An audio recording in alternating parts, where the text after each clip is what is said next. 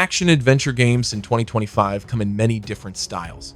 In this tier list, I'm ranking some major releases based on gameplay and overall impact, purely from my own perspective. Some stand out, while others fall short. Let's dive right in. Ghost of Yotei feels like a sequel that chooses precision over big risks, and that decision works in its favor. I found the combat to be smooth, weighty, and consistently rewarding, with enough weapon variety to keep fights from feeling repetitive. Atsu stands out as a tougher and more grounded lead, and her revenge-driven journey gives the story a more personal tone, even when the plot follows familiar beats. The open world is striking without being overwhelming, and moving through snowy regions and wide plains always felt purposeful. While it doesn't try to redefine action-adventure design, it refines its core ideas with confidence, and that strong focus is exactly why Ghost of Yotei lands in the excellent tier. Split Fiction surprised me with how confidently it keeps changing itself without ever losing focus. I played it as a pure co-op experience, and every section felt built around communication, timing, and working as a pair rather than raw skill. The movement is smooth and forgiving, which makes it easy for different skill levels to stay in sync, and the constant switch between genres keeps the pace fresh. I liked how the story uses sci-fi and fantasy ideas to comment on creativity and ownership without slowing the gameplay down. Boss fights, puzzles, and set pieces arrive quickly, make their point, and move on before anything wears out its welcome. Very few games balance creativity, cooperation, and pacing this well, which is why Split Fiction stands tall as a clear masterpiece. Metal Gear Solid Delta Snake Eater shows what happens when a remake chooses respect over reinvention. I played it as a very faithful return to the original, with the same slow, methodical stealth and the same Cold War spy drama, just wrapped in modern visuals. Sneaking through jungles still feels like solving small puzzles, where planning, patience, and improvisation matter more than speed. The updated camera and controls make it easier to read situations, while systems like camouflage, survival mechanics, and classic boss fights still define the experience. Some parts clearly feel dated and the scope is smaller than modern games, but the core design and storytelling remain powerful. Because it preserves what made Snake Eater special while making it easier to play today, this remake earns its place in the excellent tier. Hollow Knight Silksong proves how strong a sequel can be when it respects its roots while confidently expanding them. I played as Hornet through the world of Farloom, and every area felt carefully designed to test movement, awareness, and patience. The platforming is sharp, the combat demands focus, and exploration constantly rewards curiosity with new paths, tools, and secrets. I liked how the story is clearer this time without losing its mystery, and how difficulty pushes improvement instead of relying on cheap tricks. Even when progress slowed, there was always another route or idea to try, which kept momentum steady. Few games balance challenge, world design, and identity this cleanly, and that's why Silksong fully earns its place in the masterpiece tier. Dying Light the Beast sticks closely to the formula the series has been using for years, with parkour, melee combat, and nighttime tension doing most of the heavy lifting. I spent a lot of time running across rooftops, clearing side quests, and dealing with zombies in ways that felt very familiar if you've played the earlier games. The new monster abilities add a fun twist, especially when you briefly turn into a brutal powerhouse and tear through enemies, but those moments are limited and don't fully change how the game plays overall. The story is thin and mostly there to move you from one fight to the next, though the side content and boss encounters are often more interesting than the main plot, which is why Dying Light, the Beast settles into the good tier. Shadow Labyrinth takes a strange but bold idea by turning Pac-Man into a dark Metroidvania, yet the execution never fully comes together for me. I spent a lot of time moving through large, similar-looking areas while trying to follow a vague story that rarely gave me a strong reason to care. Combat works fine on a basic level with familiar upgrades and abilities, but it quickly becomes repetitive and doesn't evolve much over the long runtime. Exploration often felt frustrating because of unclear paths, harsh checkpoints, and difficulty spikes that erased progress more than they tested skill. There are a few bright spots, like the maze sections, that briefly feel creative and playful, but they aren't enough to carry the whole experience. In the end, the idea is more interesting than the game itself, which is why Shadow Labyrinth lands in the mediocre tier. Metroid Prime 4 Beyond feels like a confident return that sometimes stretches itself in the wrong directions. I spent most of my time appreciating the classic Prime strengths, like slow, lonely exploration, solid lock-on combat, and carefully designed areas that reward scanning and patience. Samus controls extremely well, and the new psychic abilities add useful twists to puzzles and traversal, even if they don't feel truly groundbreaking. The main issue for me is the large desert hub, which feels empty and repetitive, and the companions who talk more than I'd like in a series known for isolation.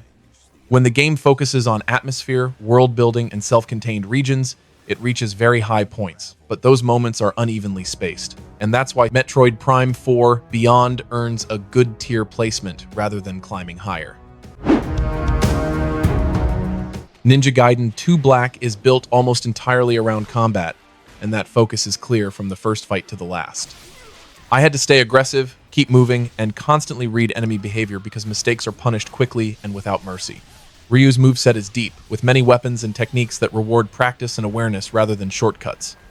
The visual upgrade gives old stages more detail and atmosphere, making familiar locations stronger to move through.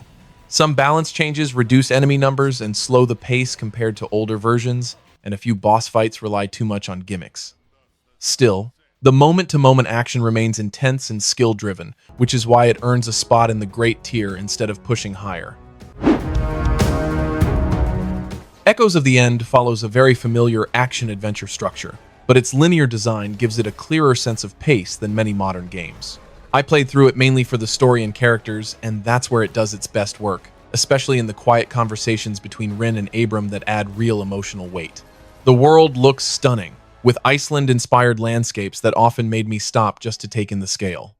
Combat has some fun ideas with telekinetic powers and readable enemy attacks, but it suffers from inconsistent input response that can turn tough fights into frustrating ones. Puzzles are generally well-designed and varied, even if a few mechanics wear thin. With better polish and smoother combat flow, this could have reached higher, but as it stands, it earns a place in the good tier.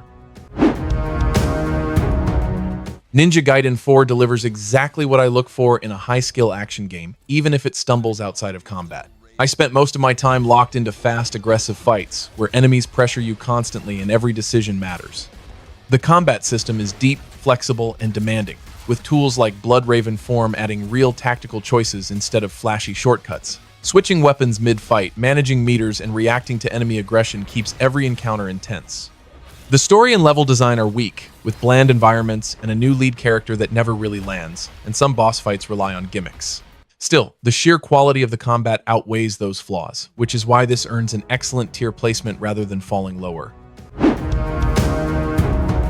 Assassin's Creed Shadows finally brings the series to feudal Japan, and I found that setting carries a lot of its strength. Playing between Naoe and Yasuke gives two very different ways to approach missions, with stealth, darkness, and careful movement shining most when controlling Naoe. The world is beautiful and encourages exploration without overwhelming the map with icons, which made traveling through the countryside feel more natural. Combat is tougher and more deliberate than past entries, especially in group fights, though it clearly favors stealth over brute force. The story follows familiar paths and doesn't always surprise, and the balance between the two leads isn't quite even. Still, the refined systems, strong atmosphere, and focused design make this a strong step forward, which is why it fits comfortably in the great tier. Death Stranding 2 takes the strange foundation of the original and turns it into something far more confident and complete. I spent most of my time carefully planning routes, managing cargo, and adapting to harsh environments that constantly fight back, which made every journey feel purposeful. Combat and stealth have more depth now, giving me real freedom in how I deal with threats instead of avoiding them at all costs. The story is dense, emotional, and unapologetically weird, but it's far more focused and rewarding if you stick with it. There are still slow stretches and menu friction here and there, but the atmosphere, ambition, and evolved systems carry the experience. All of that comes together strongly enough to place this solidly in the excellent tier. Mafia: The Old Country takes a step back in time and focuses on telling a tight, linear crime story set in early 1900s Sicily. I was pulled in by the atmosphere first, with strong voice acting, detailed environments, and a setting that feels grounded and authentic. The story follows familiar gangster beats, but it's well written enough to stay engaging. Gameplay sticks to standard third-person shooting and basic stealth, both of which work fine without doing anything new. Some systems, like knife durability and simple AI, feel unnecessary or dated, and combat rarely stands out. Even with those limits, the mood, pacing, and attention to detail make it worth playing, which is why it settles into the good tier. Like a dragon pirate Yakuza in Hawaii is one of those games where I knew exactly what kind of chaos I was signing up for, and it still managed to go further.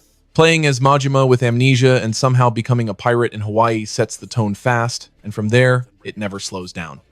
Ship battles are simple but flexible, island fights are short and punchy, and the beat, M-up combat is wild in the best way, especially with the over-the-top pirate stance. The world is packed with side content, strange characters, and ridiculous ideas that somehow all fit together. It's not perfect, and the visuals can be messy at times, but the confidence, creativity, and sheer commitment to madness push this comfortably into the excellent tier. Hell Is Us stood out to me because it refuses to hold your hand and asks you to truly observe the world around you. From the start, there's no map, no waypoints, and no clear guidance, so I had to slow down, listen carefully, and even keep my own notes to make progress. The puzzles are constant and often thoughtful, sometimes frustrating, but usually rewarding when things finally click. Combat is straightforward and serviceable, with some interesting ideas like healing through aggression, but it never becomes the main highlight. What stayed with me most was the heavy atmosphere and the way it explores war, hatred, and human cruelty through its world and characters. Because of its strong themes and unique structure, even with its limits, this lands in the good tier.